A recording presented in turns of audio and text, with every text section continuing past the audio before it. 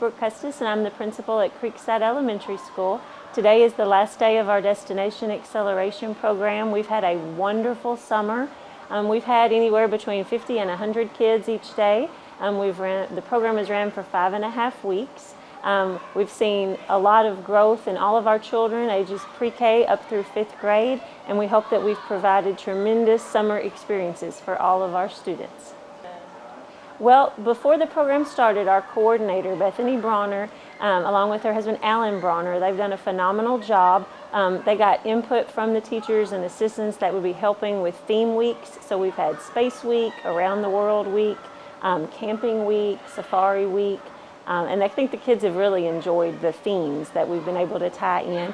And the teachers have planned some really creative and fun projects that, they were able to use in their reading and their math to bring in a lot of science and social studies curriculum also. Just to be prepared to have an awesome year. We're implementing our Ag Stream curriculum this year. We're going to be Hardin County's first Ag Stream school, so we're really going to embed agriculture into all of our core subjects. Our Owls Nature Trail has been installed. The Story Walk portion and the actual nature stations are still in progress. But between our garden and our Ag Stream special and our nature trail, we're just going to have a phenomenal year. My name is Bethany Brawner, and I am the coordinator for Destination Acceleration here at the Creekside Elementary School campus. And this week we've been fortunate enough to be doing Destination Acceleration for 5 weeks. We have had students participate kindergarten through 5th grade.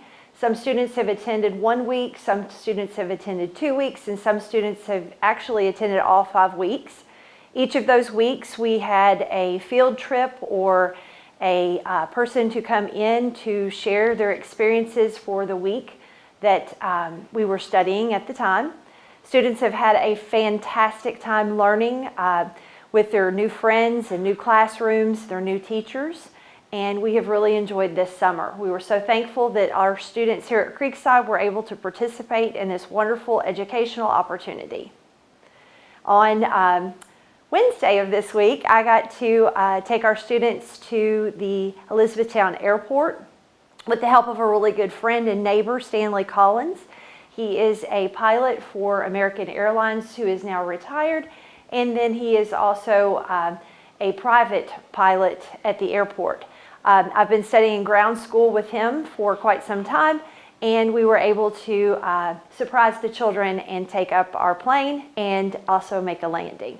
So they were really excited about that. We've also visited in week 1 the Glendale Wildlife Refuge, and we were able to see several animals there.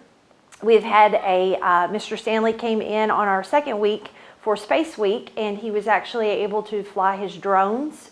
He has a drones pilot's license, and he was able to fly out in our field. Then we have got to experience the bounce houses and castles today for our final day of Destination Acceleration. And then yesterday we had a magic show. So our students have really enjoyed all these wonderful learning opportunities, and we are very proud of the students continuing their learning here at Creekside. Last year was a very trying year for all of us, and a lot of students were not able to see all of their classmates. They were also in different situations not able to understand and learn all of the different ways that we were having to modify and implement on the computer, and then also do some different activities where we would break down typically into small groups and things like that we couldn't do. We had to do a whole lot more spaced out activities, and it has been so wonderful that our students have been able to get back into groups. They have been able to play together. They have been able to do things that we could not do during our typical normal school year once all of the restrictions were lifted. So this has been a fantastic learning opportunity, which has helped out with social skills and different fine motor skills that we may have overlooked during our school year trying to get the other things accomplished and done. They're coding a game in Scratch. So programming is how we get all of our computers to work. So just like it's like intro programming. Basically, they don't have to type anything out or anything. It's just a thing that we call drag and drop. So it's already typed out for them. you just drag the blocks into a workspace, and then you can type in different numbers and everything. So like time limits, like maybe you want 10 seconds, so then you would just type in 10 in the blank. And I think right now they're coding a game, they're coding various games, and then if they have enough time today, we have this thing called Makey. So they're like electrical circuits, so if you push one of the buttons, it'll actually press this, like it'll act like it's pressing the space bar, so that they can use another game and hook it up to their computers to play the games that they coded.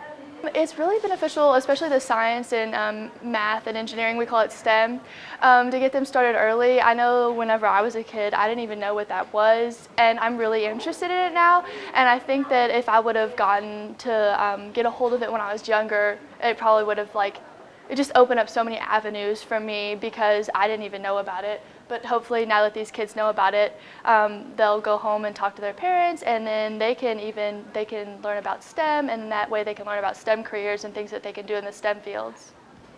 As far as STEM stuff goes, I know it gets difficult. Maybe like you might be the only girl in it. At least that was my experience. I was one of the only girls in robotics, and it gets really easy to shy away from those things. So just going into the future, I would say don't shy away from something that you're passionate about. So this is 4th grade, and currently we are playing a game on a website called Bookit to review English language arts. It allows them during the summer to still have that content, so they don't just kind of lose it over the summer by not continuing to work. And with Destination Acceleration in particular, we're trying to make it as fun as possible so that they can learn while also still having a good time. Just work hard and try and get back into the swing of things. I know it's going to be very different. Work hard, have a good time, and do the best you can. Well, I'm Ratn. I'm an instructional assistant here at Creekside Elementary, and today we're working on paper airplanes. This goes along with our field trip that we took this past Wednesday to the E-Town Airport. This program is very beneficial to the students. Destination Acceleration is provided, at least for the kindergarten class. It's given them extra time to work on math and reading skills, but also social skills that they lost out on due to the COVID pandemic. I think the best way to get information would be either to contact the school itself, to go online to the Hardin County website, or to call in to the board. Just don't give up. We have to go back to wearing masks. We'll make it through again. Try to have fun this year and always try your best. Is it a yellow flower? Is that popcorn? No. No, it's a cloud. Clouds. Oh, that's cool. What about down here? Scribble. Yeah. And then stars. And then heart. That is that with scribbles. Yeah. How far do you think your paper airplane's going to go? I'm going to draw a jelly. Here's my throat, and then it's going to go. We'll have to see. All right. Taking some Pokemon and doing that. Then a guy which I got was flying a camera on. Kind of looks like a It's a nice Ladudo. Look at my knees. Is that your favorite Pokemon? My favorite and coolest Pokemon is Chuka. And my kid is also cool. He's kind of cute. He is really cute. All right, I'm Miss Bree. I'm a teacher assistant here. This is the AR store, and how it works is the kids get to read books, and depending on the book, there's different levels and points you get for the books. So like a picture book is worth 0.5, and then like chapter books, it just depends how hard they are.